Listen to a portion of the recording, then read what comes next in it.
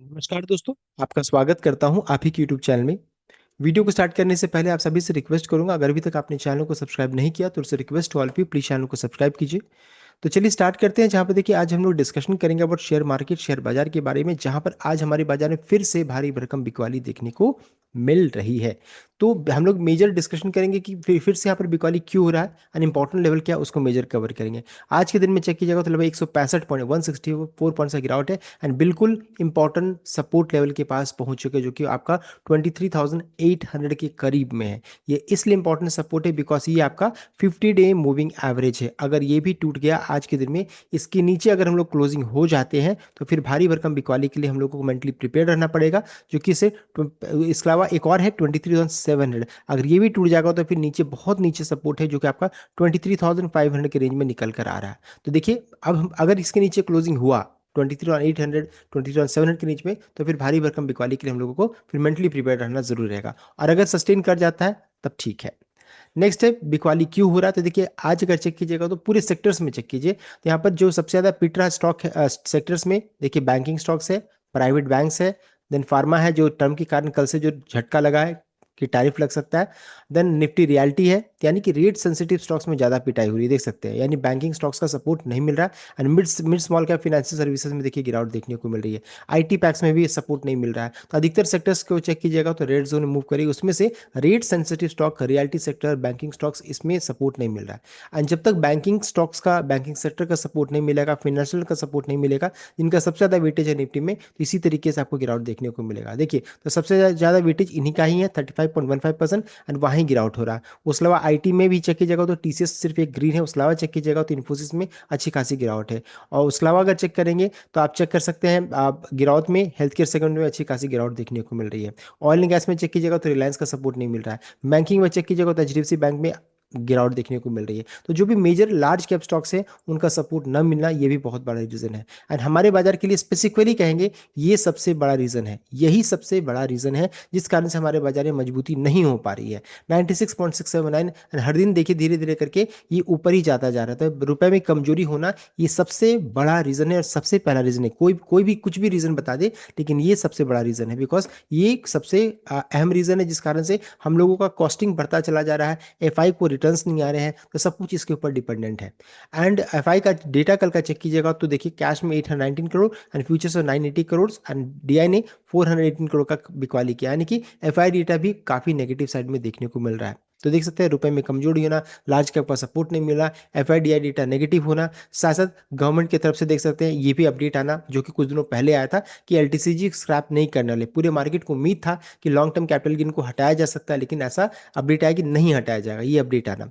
साथ साथ अगर चेक करेंगे, जो आज भी एक पेन बनकर रह गया है वो है आपका क्रूड। देखिए 3% का आज तेजी है। और चेक कीजिएगा तो हम लोगों ने स्टार्ट किया था डिस्कशन लगभग 63-64 से, आज चेक कीजिएगा तो लगभग 90 का लेवल छूने वाला है, देख सकते हैं, यानी कि मुश्किल से 4 से 5 दिनों के अंतराल में क्रूड में जबरदस्त तेजी मच रही है। और आज चेक कीजिएगा तो 3% का आज भी उछाल देखने को मिल रहा है। उसके पीछे रीजन क्या है हम लोगों को पता है, यूएस ईरान के बीच में युद्ध चल रहा है, और वो खत्म होने का नाम नहीं ले रहा है। अभी आज के दिन में जो हुआ वो है टिट फॉर टैट, जिसे कहेंगे ईरान की तरफ से जो अपडेट नहीं आता था, वो कम बोलते थे, अब उनकी तरफ से अपडेट आने लगा। ट्रंप अगर बोलते हैं कि हम ऐसा करेंगे, उनकी तरफ से भी अपडेट आ रहा है कि हम लोग भी ऐसा करेंगे। अभी जो लेटेस्ट डेवलपमेंट हुआ इसमें ईरान की तरफ से अपडेट है कि उनका कहना है कि अगर हम तेल नहीं बेच पाएंगे, क्रूड नहीं बेच पाएंगे, तो आपको भी बेचने नहीं देंगे।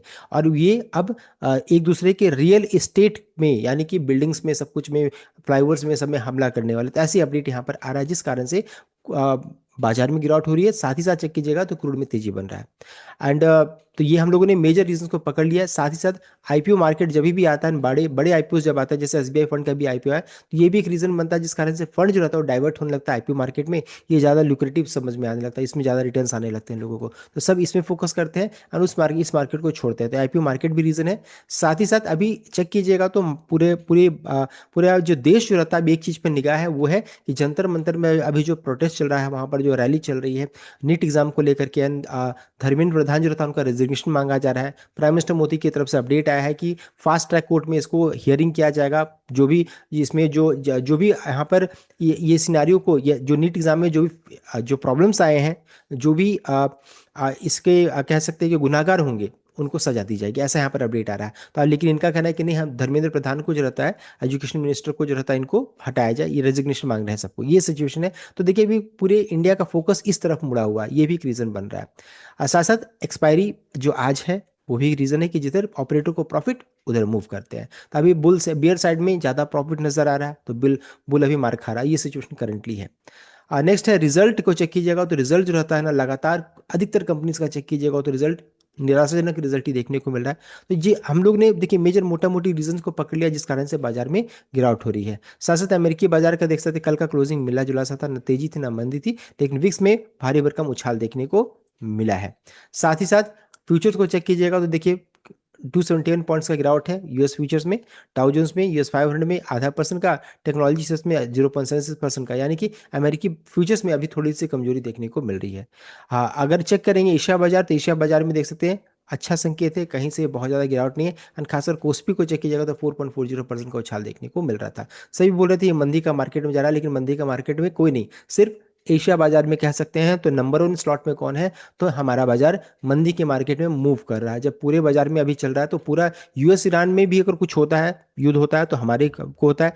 अब हमारे लोग हम लोगों को कोई प्रॉब्लम होता है तो कुछ भी विश्व में हो जाए, सबसे बड़ा प्रॉब्लम किसे हो रहा है, तो सिर्फ भारतीय बाजार को यहाँ पर देखने को मिल रही है। तो करंटली देखिए इस वीडियो में हम लोगों ने डिटेल वे में चेक कर लिया गिरावट के पीछे जो रीजंस है, जैसे लार्ज कैप का सपोर्ट ना मिलना, क्रूड में तेजी होना, उसके अलावा चेक करेंगे रुपए में कमजोरी होना, यूएस ईरान के बीच में युद्ध होना, साथ साथ अभी खुद हमारे जो डोमेस्टिक सेंटीमेंट चेक कीजिएगा तो अभी जंतर मंतर में जो प्रोसेस चल रहा है, इस कारण से गवर्नमेंट का फोकस जो रहता है उधर मूव किया हुआ है। तो और साथ साथ एक्सपायरी, आईपीओ मार्केट, ये सभी कुल मिलाकर के सभी रीजन से, जिसमें सबसे बड़ा रीजन जो बन रहा है वो है रुपए में कमजोरी होना, ये सबसे बड़ा रीजन बन रहा है जिस कारण से बाजार में गिरावट हो रही है। और साथ साथ एक और चीज बताना चाहूंगा, अभी एक और रीजन आ सकता है, वो है यन कैरी ट्रेड भी आने वाला है, ये भी अपडेट आ रहा है। अगर ये आया तो फिर बाजार में जो अभी इंपॉर्टेंट लेवल है ना, वो आसानी से ब्रीच होता हुआ दिख सकता है। तो अब ये देखने वाली बात है कि निफ्टी 23,800 को यहाँ पर सपोर्ट मिलता है कि नहीं मिलता। अगर ये टूटेगा तो फिर मेंटली प्रिपेयर रहना होगा कि अच्छा ब्रेकडाउन हो सकता है। So the complete rate, I hope like कीजिए, शेयर कीजिए, चैनल को सब्सक्राइब किया। Thank you.